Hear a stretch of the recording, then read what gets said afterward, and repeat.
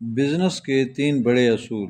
دنیا میں ایک بہت بڑے تاجر گزرے ہیں، حضرت عبد الرحمن بن عوف رضی اللہ تعالی عنہ۔ انہوں نے اپنا کاروبار صرف 2 کلو پنیر سے شروع کیا تھا، لیکن جب اس دنیا سے رخصت ہوئے تو ان کے موٹے موٹے جو اثاثے تھے، صرف سونا جو تھا 1 ارب 10 کروڑ 20 لاکھ تولے سونا تھا، جسے تقسیم کرنے کے لیے جب کاٹا گیا تو لوہے کے ارے ٹوٹ گئے کاٹ کاٹ کر۔ ایسی ہزاروں جاگیریں، ہزاروں بھیڑ بکریاں، ہزاروں اونٹ، گھوڑے اور غلام تھے۔ وہ ہماری طرح جمع بھی نہیں کرتے تھے، ادھر سے مال آیا تو ادھر بانٹ دیا، ادھر سے آیا تو ادھر بانٹ دیا۔ یہ وہ مال تھا جو بانٹتے بانٹتے بچ گیا تھا۔ جب ان سے کاروبار کی ترقی کا راز پوچھا گیا تو انہوں نے فرمایا، میں 3 کام کرتا ہوں۔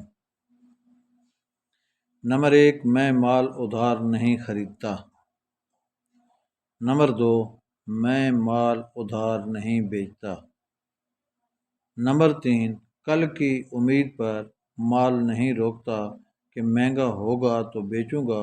اگر آج مجھے 1 روپیہ نفع مل رہا ہے اور یہ پکی امید ہو کہ کل بیچوں گا تو مجھے 10 روپے نفع ملے گا تو میں آج ہی بیچوں گا، کل کا انتظار نہیں کروں گا۔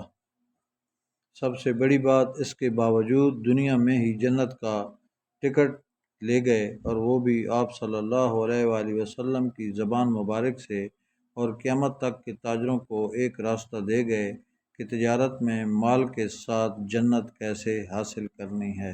دوستو، یہ ویڈیو پسند آئی ہو تو اسے لائک کریں اور میرے چینل کو پلیز سبسکرائب کریں۔ شکریہ۔